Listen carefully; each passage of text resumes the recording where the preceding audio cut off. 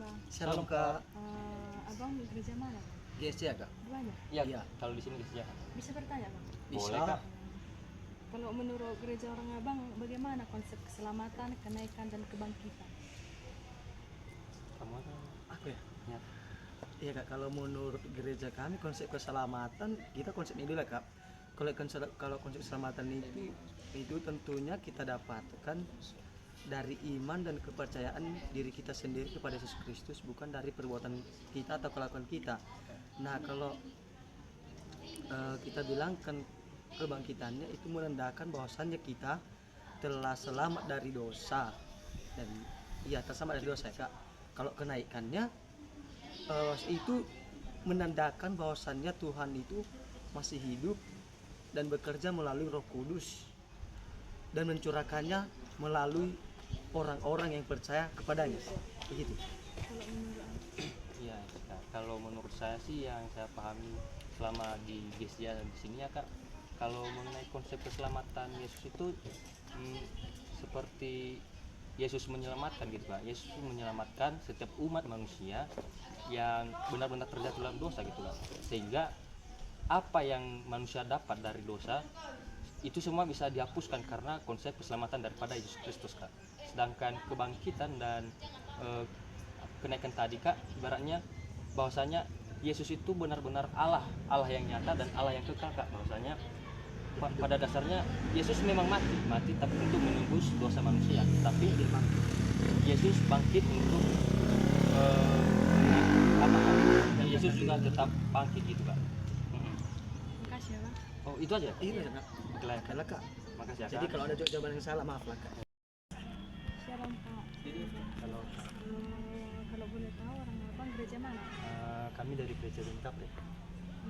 Bisa bertanya, Bang? Boleh. Kalau menurut gereja orang Abang, bagaimana konsep keselamatan, kebangkitan dan kenaikan? Nah kalau menurut gereja kami tentang konsep keselamatan itu seperti anugerah iman yang berasal dari orang percaya kepada Yesus Kristus.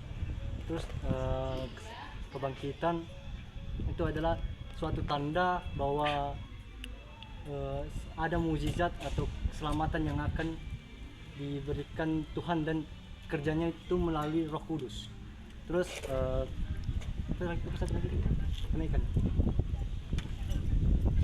tadi, kalau kenaikan seperti tanda atau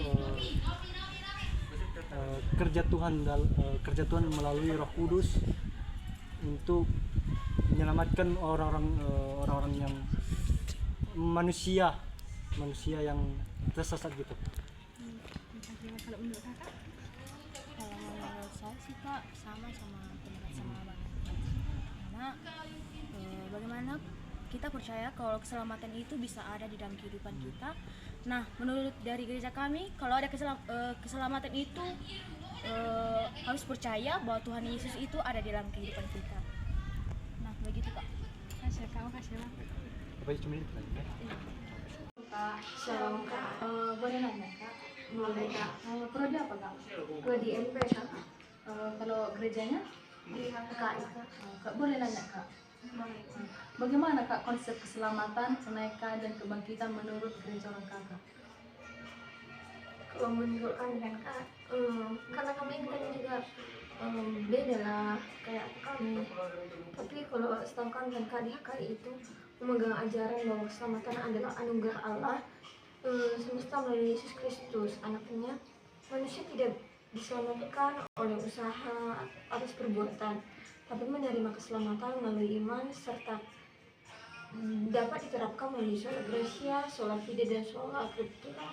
Yesus Kristus bangkit secara nyata pada hari ketiga sebagai bukti kemenangannya atas dosa manusia, serta menjadi dasar pengharapan bahwa orang percaya juga akan dibangkitkan. Setelah ini Yesus naik ke surga, duduk di sebelah kanan Allah Bapa, memerintah bahwa sebagai Raja Dia akan menjadi perantara dari manusia sampai Ia datang kembali.